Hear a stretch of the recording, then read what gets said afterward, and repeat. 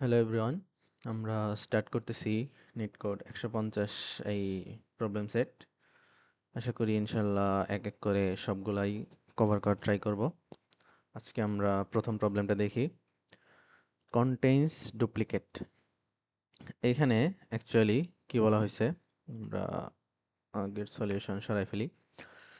এখানে বলছে given an integer array nums return true if any value appears more than once in the array, otherwise return false। আচ্ছা, এখানে sample case দেয়া আছে 1 2 3 3 এটা থাকলে ট্রু, আর 1 2 3 4 এটা থাকলে বলছে ফলস। তাইলে প্রশ্নটা আসলে কি বলছে? বলছে তোমাকে একটা ইন্টিজার অ্যারে বা ভেক্টর দেয়া আছে নামস নামে। তো আমি চেঞ্জ করে এখানে ভি দিয়ে রাখছিলাম নাম, এটা কোনো সমস্যা না, অর্থাৎ প্যারামিটারে আমরা নাম চেঞ্জ করতে পারি আমাদের সুবিধা অনুযায়ী। বলছে ট্রু রিটার্ন করো। এটা কি আমাদের একটা বুলিয়ান ফাংশন, অর্থাৎ রিটার্ন টাইপ বুলিয়ান টাইপ আর কি। আমরা একটা বিল্ট ইন ফাংশন মানে আমরা একটা নিজস্ব ফাংশন মেক করছি যেখানে কি রিটার্ন টাইপ আমাদের বুল, অর্থাৎ এটা আমাদের দেয়াই ছিল। তো এই বুল ফাংশনটা আমাদের কি ভ্যালু রিটার্ন করবে, হয় ট্রু রিটার্ন করতে পারবে অথবা ফলস রিটার্ন করতে পারবে। এইটা রিটার্ন এই দুইটা ভ্যালুই হইতে পারে। এখন বলছে ট্রু রিটার্ন করো if any value appears more than once in the array, অর্থাৎ যে কোনো একটা ভ্যালু যদি একের অধিকবার থাকে, যে কোনো একজন, সবার থাকা লাগবে না, যে কোনো একজন একের অধিকবার, দুইবার তিনবার চারবার পাঁচবার যতবার থাক না কেন, একের অধিকবার থাকলেই ট্রু, না হলে ফলস। এইটা আমাদের বের করা লাগবে। তাহলে এটা আমরা কি দিয়ে করতে পারি? আমাদের চেক করতে হবে প্রত্যেকটা ভ্যালুর আমরা কি কি করতে পারি। ম্যাপ দিয়ে করতে পারি হয়তো আমরা, কারণ যদি আমরা এমন করি যে প্রত্যেকটা ভ্যালুর আমি কাউন্ট রাখলাম, যে কোন ভ্যালুটা কতবার আছে এই কাউন্টটা যদি আমি বের করতে পারি, তাহলে কি আমি লুপ চালাই চেক করতে পারবো যে কোনো একটা ভ্যালু যদি একের অধিকবার থাকে তাইলে কি আমাদের ট্রু রিটার্ন করবে। এটা একটা ওয়ে হতে পারে। আচ্ছা, ফার্স্ট ওয়েটা ইমপ্লিমেন্ট করি আমরা। ফার্স্ট ওয়ে হচ্ছে আমরা কি একটা ম্যাপ নিব। আশা করি এসটিএল সম্পর্কে সবার ধারণা আছে। এসটিএল খুব ইম্পর্টেন্ট এগুলোর জন্য, কাজ অনেক সহজ করে দেয়। তো আমি ম্যাপ রাখলাম। প্রথমটা হচ্ছে আমাদের কি, আর পরেরটা হচ্ছে ভ্যালু। তো প্রথমে হচ্ছে আমরা এর এলিমেন্টগুলাই রাখবো এবং এই পাশে তার কাউন্ট থাকবে যে কতবার করে আসছে। তো আমরা ফর ইচ লুপ চালাইতে পারি। ফর অটো এক্স নিলাম iterator to v m of x plus plus, এটা কি আমার প্রত্যেকটা ভ্যালুর কাউন্ট এমনিতেই বের করে দিবে। এখন আমাদের চেক করতে হবে কোন একটা কাউন্ট কি একের চেয়ে বেশি হয়েছে। তাহলে আমরা কি করতে পারি, এই ম্যাপের উপর এখন আমরা লুপ চালাতে পারি। এভাবে করা যায়, অটো এক্স কমা ওয়াই দিয়েও করা যায়, বা আমরা চাইলে একটা রেখা x dot first x dot second দিয়েও করতে পারি। তো আমার কাছে এটা ইজি লাগে, এটা আমি করতেছি। তো এবার একটু বড় করে নিই।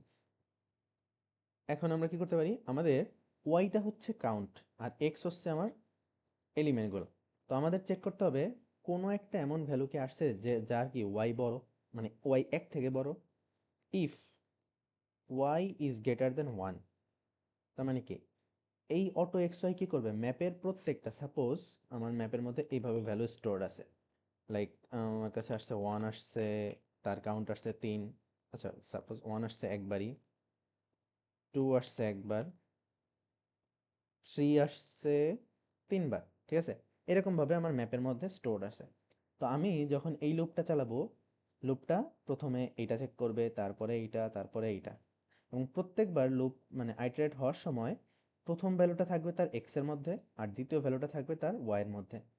তো যার কারণে আমরা জাস্ট ওয়াই চেক করলেই হবে, যে আমার তো লাগবে এই কাউন্টটাই, এই কাউন্ট কি এক থেকে বড় কিনা। এখন কোনো এক সময় হতে পারে মাল্টিপল নাম্বার, মাল্টিপল টাইম আছে, লাইক ফোর আছে সাপোজ দুইবার, অর্থাৎ এইটার জন্য অ্যান্সার হতে পারে, এইটার জন্য অ্যান্সার হতে পারে। বাট আমার তো সবগুলো চেক করার কি দরকার আছে কোনো? যে কোনো একটা ভ্যালুই কি এক থেকে বেশি থাকলেই আমার সেটা অ্যান্সার, মানে সেটা অ্যান্সার বলতে ট্রু রিটার্ন হবে আর কি। তো আমি কি যখনই যে কোনো এক সময় আমি যদি ওয়াই যদি এক থেকে বড় পেয়ে যাই, তখনই কি আমি রিটার্ন করে দিতে পারবো না, রিটার্ন ট্রু। যে কোনো সময় কি আমার এটা আসলেই আমি রিটার্ন ট্রু ট্রু করে দেব। আর হচ্ছে সাপোজ কখনোই এটা সত্য হলো না, অর্থাৎ ওয়াই কখনোই এক থেকে বড় হয় না, অর্থাৎ সবাই একবার করে আসে, তার মানে কি ট্রু কখনোই হবে না, কেউই এক থেকে বেশি নাই, সেই ক্ষেত্রে আমরা কি একদম বাইরে রিটার্ন ফলস করে দেবো। যখনই এখানে শুধু রিটার্ন ফলস লিখে দিলেই হচ্ছে, কারণ কি, কারণ আগে যদি কেউ একের বেশি থাকে এইখান থেকে সরাসরি ফাংশনের ভ্যালু রিটার্ন হয়ে যাবে, সো নিচে আর কখনো আসবেও না, আর কোনো কাজ চলবে না। তো আশা করি বোঝা গেছে। আমরা রান করে দেখতে পারি স্যাম্পল কেজের উপরে যে আমাদের স্যাম্পল কেস পাসড হয়ে গেছে। আমরা যদি সাবমিট করি, সাবমিট করলে এই যে আমাদের অ্যাকসেপ্টেড 25 মিলি সেকেন্ড লাগছে। আচ্ছা, এবার আমরা সেকেন্ড অ্যাপ্রোচে যাই। এটা আমাদের ছিল ফার্স্ট অ্যাপ্রোচ। আমরা আরেকটা কাজ করতে পারি, যে আমরা এসটিএল এ নিশ্চয়ই একটা টপিক শিখছি সেট নামে। সেট কি করে? ইউনিক এলিমেন্ট স্টোর করে, তাই না? অর্থাৎ একটা ভ্যালু যদি মাল্টিপল টাইমস থাকে, তাহলে কি ও শুধুমাত্র একটা স্টোর করবে, বাকিগুলা ইগনোর করবে। তাহলে আমরা কি একটা কাজ করতে পারি না? এই আমাদের কাছে যেই ভেক্টরটা দেয়া আছে, ওই পুরা ভেক্টরটাকে আমি সেটের মধ্যে ইনপুট করে নিলাম, সেটে ইনসার্ট করে নিলাম। সেটে ইনসার্ট করলে কি হবে?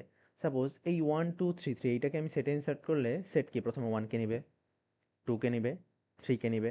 কিন্তু এই 3 কে কি আর নিবে? কারণ অলরেডি তার কাছে 3 আছে। তাইলে সে আর এই 3 কে নিবে না। ঠিক আছে? তো এইটা করলে কি হবে? আমরা জাস্ট সেটের সাইজ চেক করলে হবে। কারণ এই 4টা এলিমেন্টকে যখন আমি সেটে ইনসার্ট করব, সেটের সাইজ হবে কি অ্যাকচুয়ালি 3, কারণ এই 3টা এলিমেন্টই সেটের মধ্যে ইনসার্ট হবে, বাকিটা হবে না। তাহলে আমরা জাস্ট কি করতে পারবো? সেটের সাইজ চেক করলেই কিন্তু আমাদের কাজ শেষ। সেটের সাইজ যদি আমাদের অ্যাকচুয়াল অ্যারের সাইজ থেকে ছোট হয়, তাইলেই কি আমার ট্রু। সাইজ ছোট হওয়া মিন্স কি? নিশ্চয়ই কোনো একটা ডুপ্লিকেট ছিল, যার কারণে কি ভ্যালু ইগনোর হয়েছে এবং সাইজ ছোট হয়ে গেছে, তাই না? এটা কিন্তু বেটার। তো আমরা আমাদের যেহেতু সর্টিং দরকার নেই, আমরা আনঅর্ডার সেট নিতে পারি।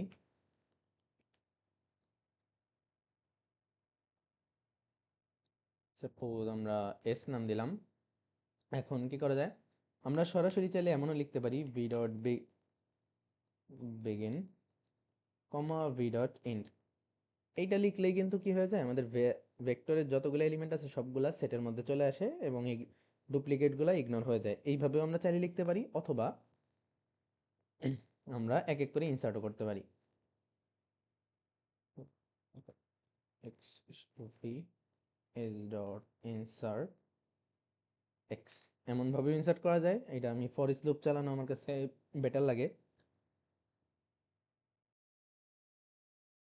তবে আমরা চাইলে নর্মাল আই লুপ চালাও করতে পারতাম। অর্থাৎ for in I equals to 0, I is less than V dot size, vector size পর্যন্ত চলবে, এবং প্লাস প্লাস করে কি করতে পারি আমরা, S dot insert V of I, এটাও করতে পারি একই কথা। অর্থাৎ প্রত্যেকটা ভ্যালুকে আমি কি এই সেটের মধ্যে ইনসার্ট করে নিলাম, আনঅর্ডার সেট। এখন কি জাস্ট সাইজ চেক করব। ইফ এই যে আমাদের এস ডট সাইজ এখন আসছে, সেটা কি অ্যাকচুয়াল ভেক্টরের সাইজ থেকে ছোট? যদি ছোট হয়, তার মানে কি নিশ্চয়ই ডুপ্লিকেট এলিমেন্ট ছিল, যার কারণে সাইজ এখন ছোট হয়ে গেছে, কারণ ডুপ্লিকেটগুলোরে সে ইগনোর করছে। সো আমার যখনই এস এর সাইজ ছোট হবে, তখনই কি আমার ট্রু রিটার্ন করবে না? তখন করবে রিটার্ন ট্রু। আর যদি সমান হয়, এলস রিটার্ন ফলস। তো এইটা যদি আমরা রান করি, এটাও আমাদের স্যাম্পল কেস পাস করছে। আমরা সাবমিট করলাম। এবার একটু টাইম কম লাগছে, 20 ms। আশা করি বোঝা গেছে। দুইটা অ্যাপ্রোচ আমরা দেখলাম। আরও অ্যাপ্রোচ আছে, আমরা ফ্রিকোয়েন্সি কাউন্টের জন্য ভেক্টর অ্যারে নিতে পারি। মানে অনেকভাবেই করা যায়। আমার কাছে এই দুইটা ওয়ে ইজি লাগলো, তো এই দুটো আমি শেয়ার করলাম তোমাদের সাথে। ইনশাল্লাহ পরবর্তী আরেকটা প্রবলেম নিয়ে আসবো। টিল দেন, আল্লাহ হাফেজ।